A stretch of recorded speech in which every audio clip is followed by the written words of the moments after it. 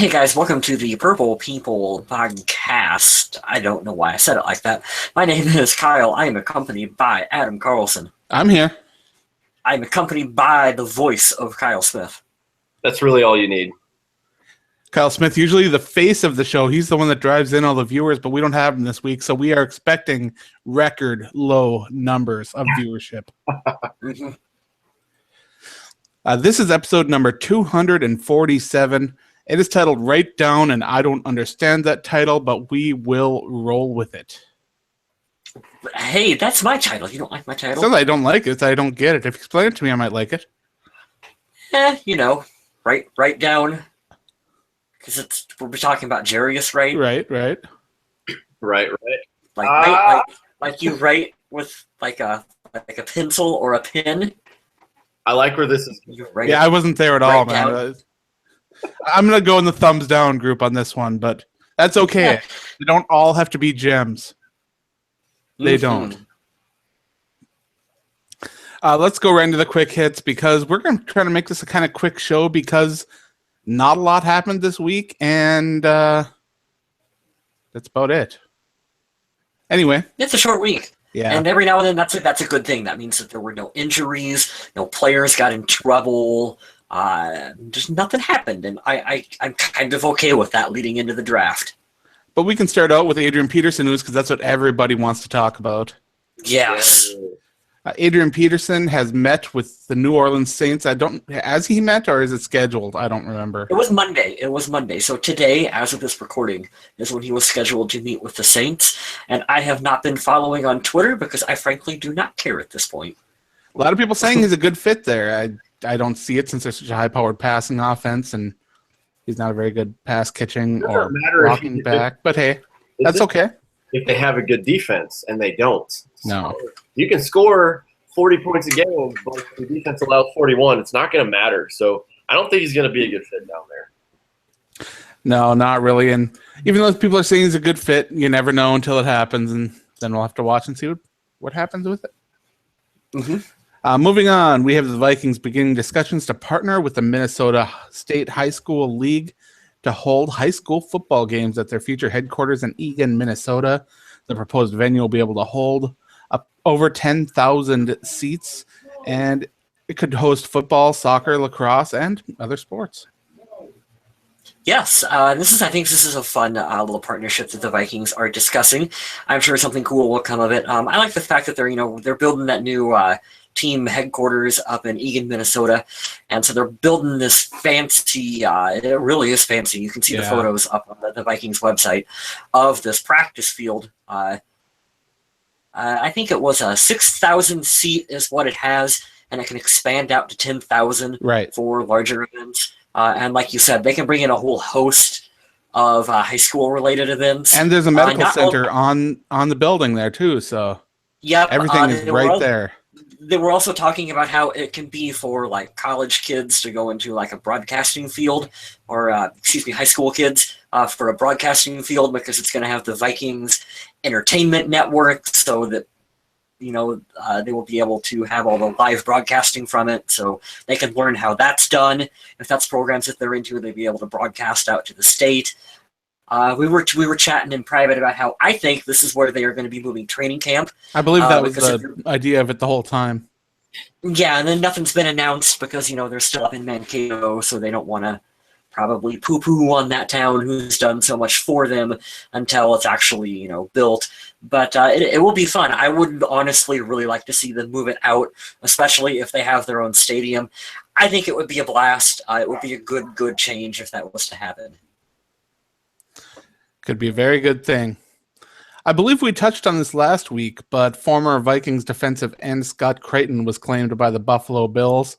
I believe we mentioned that we thought that was the case, but we got some confirmation, and we'll talk about it this week and, mention it anyway, is that Creighton is on the Buffalo Bills team. Awesome. Good for them. Good for Scott. Oh, yeah. Good to see him getting a look somewhere else. Keeping the train moving here, we got Terrence Newman talking about his goals for 2017, and he has high expectations for the Minnesota Vikings. He has Super Bowl on the mind. Here's a quote that he was given in a recent article. It says it was good to re-sign with the Vikings and be back with the guys that I've been playing with for the last 2 years. Hopefully finish what they started 2 years ago. For me, personally anyway, hopefully we can bring a Super Bowl back to the Twin Cities. That would be pretty darn awesome. You know what? I know we say it every year, but it would be cool to see a guy like Terrence Newman say that, and it happened. Obviously, he's not on the same level at his position as like a Peyton Manning, but I think everybody wants to go out with the bang. Seeing as how we've never had one, I think it would be sweet. I know Terrence Newman is one of the top of his position. He's ranked very highly on Pro Football Focus at his spot. And with his age, we all wanted to see Chad Greenway go out on top, and it didn't get to work out. So maybe Newman will have that chance. You know, it's a bit different because Chad was a homegrown talent, so of course we look at him with the respect of being a Viking for all those years. And Terrence just got here, 2 seasons ago? I think this is his 3rd year for us. But he's all as much of a pro and respected off the field as what Chad Greenway was. It's just we haven't seen the duration of his career here in Minnesota, but he totally deserves it as well, too. He's a super nice veteran to have on this team. We're lucky to have him here, I think. Absolutely. Now we got some weird quick hits that come in. It's draft time. People are looking, and it's the off season, of course. So we have weird lists coming out all the time. We've got statisticalfuture.org who came out with a list of the major U.S. sports winningest teams, and the Vikings came in 21st at 457 and 387 and 10, which was pretty cool. It's always good to see someone on a winningest list, even if they were never able to make the big leap to being a Super Bowl champion. Maybe one day, though. Come on, Newman, make it happen. Yep, it's going to be because of Terrence Newman. I'm calling it now. That's a hot take. We got some more stuff coming here. We got Brian Burke and Doug Clausen of ESPN.com talking about the best draft classes in each franchise's history. For the Minnesota Vikings, they went with 1967 and called it the 13th best draft in league history, where the Vikings picked up Alan Page, Bobby Bryant, Gene Washington, Bob Grimm, and others. It was one heck of a class right there that led to really building that Purple People Eaters defense. I always love these articles, going back and looking at the history of the team. It's usually my favorite point, getting to go back, which is weird because it ties into the next quick hit, and I can't wait to hear what you guys have to say about it. I know Kyle's going to love it. Since you guys can't see me, I'll let these guys take over so you can see some faces. Brad Berriman of Fansided.com. If you don't follow Fansided, I recommend you do. They're the parent company of both The Viking Age and Undead Walking, so check them out. They looked into the best draft pick each team has ever made, and Berriman went with Randy Moss. Of course. Who else? Who else would be the best pick for the Minnesota Vikings, Adam? Ranieri? It has to be Randy Moss. No, it has to be Randy. Come on. I suppose for the short time he was in Minnesota, he did all right. Yeah, he did pretty good. Pretty good. I don't want to go with a player who was with the team for a long time, made a bigger impact, maybe helped bring their team to a Super Bowl or something. But hey, I don't know. I suppose a flashy wide receiver with an attitude can get it done. No. There is no Vikings draft pick that's made a bigger impact on the Vikings or the league than what Randy Moss. Maybe in recent history. I'll give you in recent history. Mm-hmm. I knew this was going to spark conversation. I love Randy Moss. I don't think he's the best pick that we've ever made, simply because, and I can't put it on him, we didn't go to a Super Bowl with him. We should have. We won't talk about how we messed that up. But looking back at the historic stuff in the last quick hit, guys like Alan Page, that's probably the first one that comes to my mind, just thinking about the history. But I'm more keen to go back in time and look at how, when it was rough and rugged football and things of that nature. But Randy Moss would be up there. Yeah, I understand why they chose him, because let's be honest, Randy Moss is going to get more page views than Ranieri. But hey, what can you do? When you have a list or something like that is just completely subjective. People are going to disagree. People are going to agree. And yes, Randy Moss had a big impact on the sport, and in some ways he did kind of revolutionize the wide receiver position. But as far as a long-term impact on the Minnesota Vikings or a long career with the organization, I didn't really see either of that. Who had a larger impact for the Vikings, Randy Moss or Adrian Peterson? Fran Tarkenton? That's not an answer, Adam. that is a classic question. That should be the social media question. Since we're running out of players, that's exactly what it should be. We should do that. That would be a fun social media question. We will ask that and see what the people think. Now, I mentioned Ron Yeri, and he is the subject of our next quick hit, where Elliot Harrison of NFL.com ranked the top 50 number 1 overall picks. Ron Yeri was number 8 on the list. The Vikings had 2 other players from that list on their roster last year, Sam Bradford at 33rd and Jake Long at 31st. That's pretty interesting. Jake Long, former Minnesota Vikings. There's a trivia fact for you that you will forget in about 6 years. Pretty interesting one, though. I know that I am a bit old school. I mean, you got Mick Tingelhoff and Ron Yeri and these legendary Vikings offensive linemen, and I'm always going to be a bit impartial to that. But you can't knock on... It's weird to see Jake Long ahead of Sam Bradford, since Sam Bradford's still kind of breaking NFL records and everything. But I'm assuming that maybe if Bradford plays at another high level this year, he probably would leapfrog Long in those listings, even though I believe Long at the beginning of his career was very productive as well. I'll be honest with you, I can't remember who we played for. We played for the Rams? Yeah. Okay. All right. I don't feel as bad for the little stint that he had as a Viking. It's really weird. Absolutely.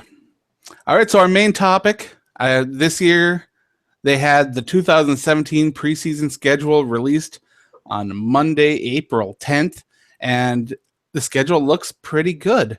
They'll kick off the preseason in Buffalo against the Bills and continue on the road in Week 2 against the Seattle Seahawks.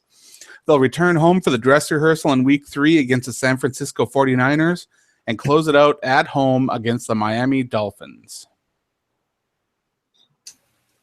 What's the one game that jumps off the schedule preseason-wise that you guys see that you really want to see? It should always be Week 3. Week 3 should be the one. Week 3 for obvious reasons, but also Week 2 against the Seattle Seahawks. Even though you don't know how much of the starters you're going to see, but it's Seattle, and they have been a tough rival for the past couple seasons for this team, and they're a darn good franchise, and they got a lot of good players, a lot of good talent and coaches out there, and it's always interesting and fun to kind of gauge, even though it's preseason, how well the team does against the Seahawks.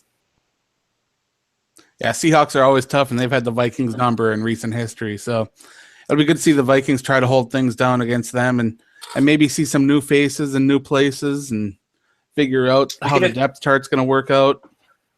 We get to see Blair Walsh kick against us. That's true. That is true. You know Twitter is going to lose its shit when that happens, right? It could happen. It very well could happen. Mm-hmm. Up next, since that's all we got for the preseason schedule, I guess, we're moving on to the social media question of the week. This week, we took over to the Facebook and Twitter accounts. I don't know if we got any responses on Twitter because you guys on Facebook show us a lot of love. Oh, we do have some answers on Twitter. Very nice. We did get some Twitter, yeah. But we asked you guys if the Minnesota Vikings should be working hard to keep Jarius Wright on the roster or if they should let him go for 2017.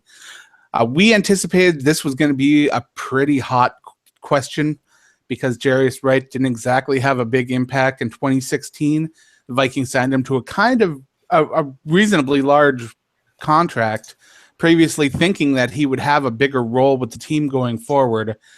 And now the team is left with this wide receiver that they're not really sure what to do with. The emergence of other pass catchers have kind of left him back on the depth chart, and the team still really wants to get Laquan Treadwell involved. So we want to see what you guys think. What did you guys think about Jarius Wright? I believe Mr. West has it pulled up. I have the Facebook up now. If you guys don't mind staring at my picture at the bottom for a little bit. Awesome. What was Awesome. Go for it. There was a lot more cuts than I thought I would see. Ray, Andrew, Gabriel, Scott, all these guys said cut always hurt. Scott Conrad actually says cut always hurt, overrated, overpaid. Oh, yeah, that's a bad combo right there. Our boy Doyle, our local guy, I would say local guy, our local favorite, one of our good friends, Dorian Foley, says keep. Stephen Osborne, Thomas Buge, Jonathan Craze all say keep. Ken Tomlin says keep.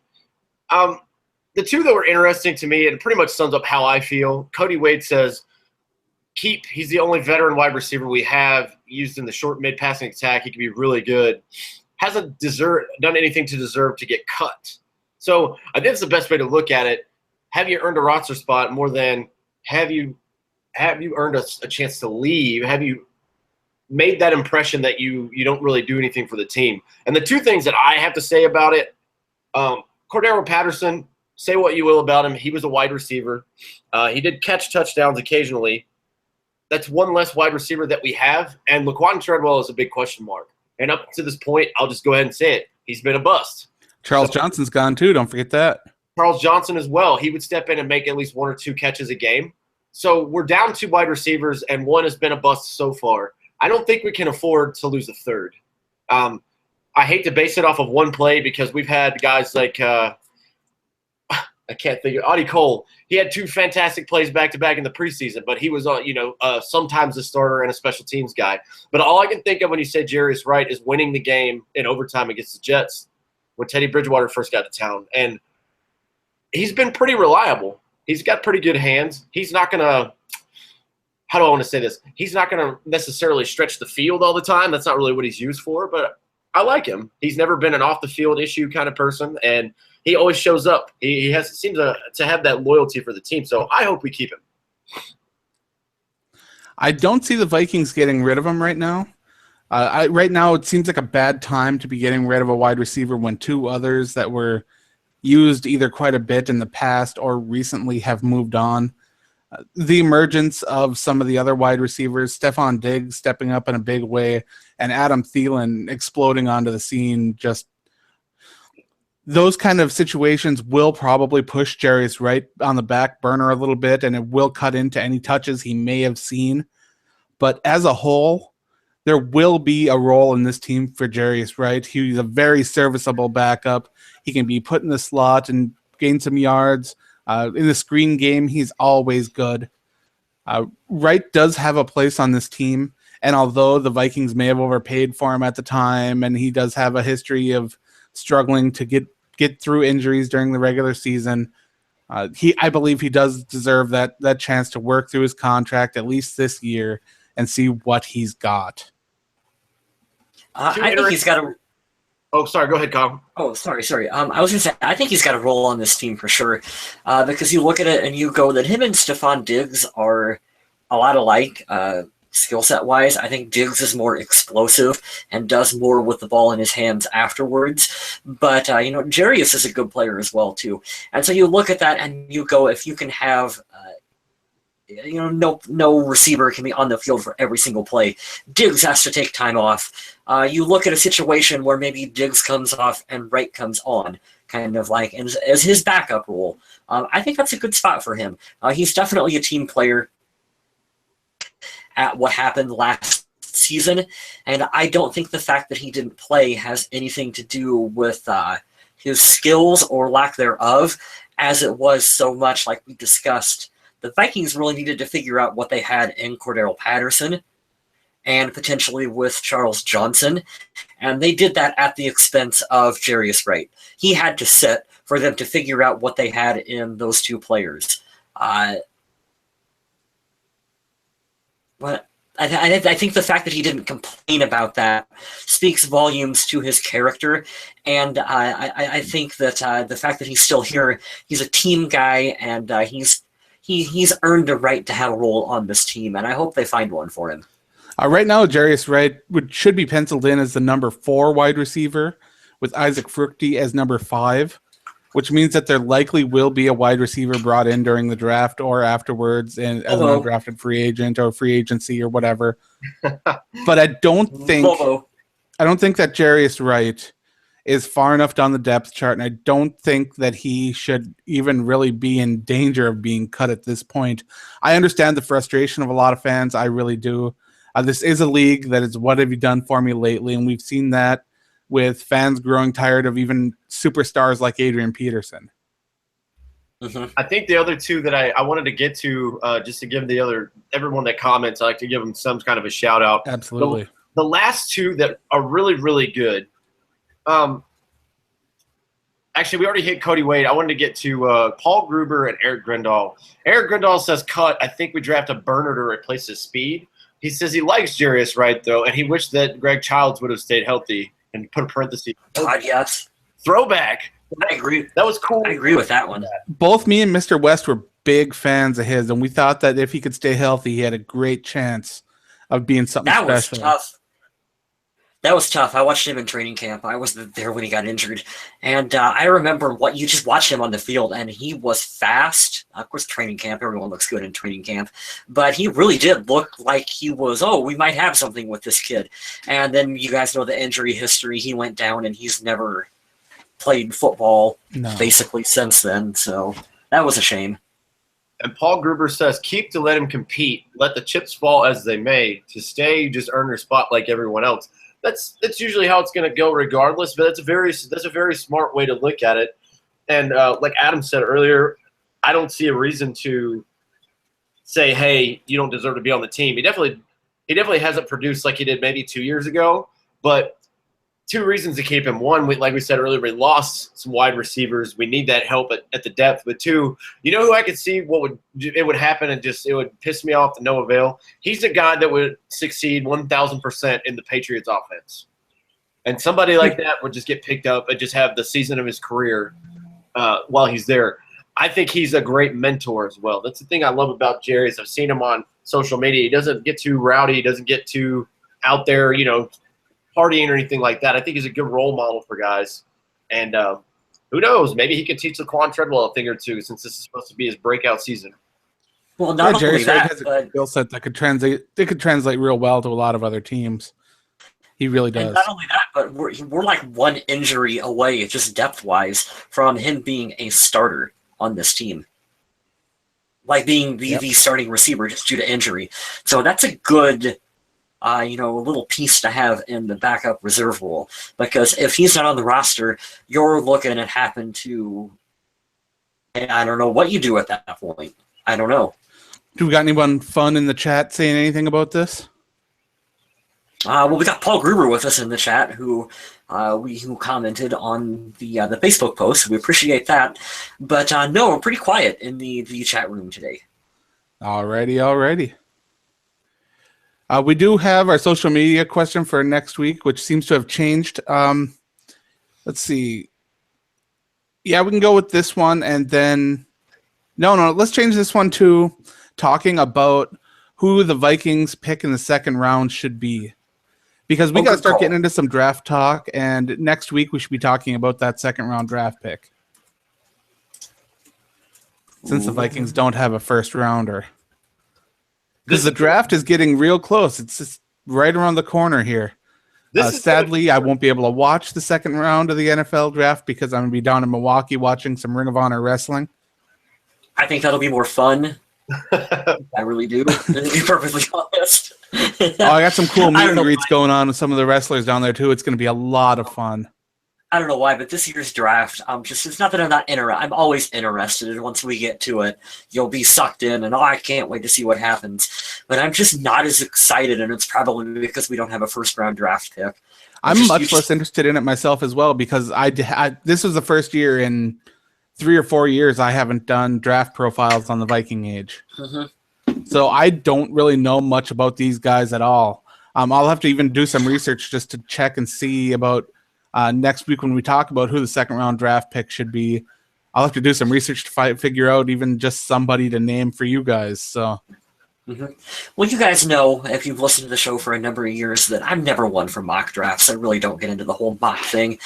When I get really excited is when you have a list of, here is the 7 players that the Minnesota Vikings have drafted, and then you can go on YouTube and you can look at highlights and you can go elsewhere and you can start doing research on the guys that are actually on the team. That is when I get super excited, because it's like, hey, we're here. They're Minnesota Vikings. What do we got in them? Let's dissect and let's see what we got for players. And I'm not so much looking forward to the draft as I am looking forward to seeing who we've drafted, so we can sit down and we can have a back and forth discussion about them. Those are always fun shows, talking about the guys the Vikings have. I don't believe we have a bold statement from Kyle Smith this week. No, it's been a quiet week. I wanted to find something to throw around, but really, there's not been a lot going on. There's not been any transactions, and I think next week we can have a little bit of better discussion when we get into who we think, and I think I'll go for that next week. I'll give you a player that I want us to steal in the second round, but it would tie into more to next week. So, well, let me try to give you a bold statement, because I've been talking about this with another one of my friends, and I think that you will share the same point of view as him. With the Minnesota Vikings clearing out the locker room and getting rid of a lot of the personality players out of there that were causing a bit of the conflict, is it time for the Minnesota Vikings once again to roll their dice on a problem player and maybe bring in someone who could be a potential locker room problem at the expense of trying to improve the team? What do you think? This is a very, very tough question, because you don't want to come off morally as a hypocrite, because you can't say one thing, and I know there are degrees of crimes and stuff like that that are worse than others, but if you've got a known thing, like the first player that comes to mind that we could pick up if Cleveland let him go is Josh Gordon. Do you take a chance on a guy like that? I don't think I would, because of the history. And now, if it's a one player, like, let's go to the draft. If it's like Joe Mixon, and I feel like he's moldable, I think he's coachable, I think he's sorry for what he did, I would absolutely go with that. Now, those two guys have completely different things against them, and one is way worse than the other. But it's a risk, and I always feel like players like that, the ceiling's not as deep as the floor, if that makes sense. You know, your risk is way bigger than the reward on that. But I've been in bad places in my life too, and I'm glad that I got a second chance. So, hell, that's how they have the job that I have right now. So I can't really. It's a touchy subject, man. But it's hard, isn't it? If I had to go with the gut there, I would probably pass. But I do know that if the team that lucks out on and they do make a turnaround, like a Chris Carter turned his career around. Now look where he's at. You know, it honestly depends on the locker room environment and the coach, because that one coach that can get through to that player, they're going to make the choice for football over all those other things that maybe have brought them down in the past. One thing that reminds me of is when Everson Griffin was talking about his coach in high school, who turned his whole life completely around, got his focus on football, his career, succeeding in the long run. And there's no reason that another coach, especially a hard-nosed one like Mike Zimmer, can't do that for a player who is willing to listen and maybe make some changes in their lives to become an NFL star. This is very true, and I know Kyle said yes, and I know he's going to want to talk about that. It's so touchy. It could go either way. I don't like the risk on it, because if that player does fail, you're never going to hear the end of it, and it's not going to be just for that next season. You're never going to hear about it for years and years to come. If someone like someone comes in like Percy Harvin and throws a weight at Mike Zimmer, I don't think that's going to end well for that player. I think Mike Zimmer would fight him. That's the That's the difference between Mike Zimmer and Brad Childress. I say yeah, because I believe in this coaching staff. I believe in Mike Zimmer. If you want to take a shot with like a player like that and bring them in, we can do it. Like, I don't think that he will let anything like that cause any kind of problems within the locker room. And you also got to remember too, players. You know, at one point, Jared Allen was considered a problem player when we brought him in. He was. The Chiefs let him walk because of DUIs. Yes, exactly. So Jared Allen was a problem player from the Kansas City Chiefs. We know the story of Chris Carter when he came into the team. So it entirely depends on the player, and sometimes situations dictate that, them moving from one location to another, it maybe it helps them. And we never had Jared Allen goes down as one of the greatest Minnesota Vikings of all time, I believe.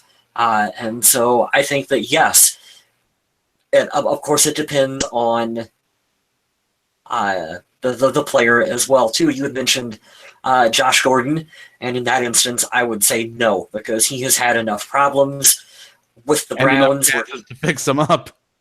To fix them, and he keeps continually doing it, where I would say, what has he shown me to think that his tenure with the Vikings would be any different? Absolutely nothing. Like, I think he's out of chances. In terms of the running back that you mentioned, what's his name? Joe. Yep, Joe Mixon.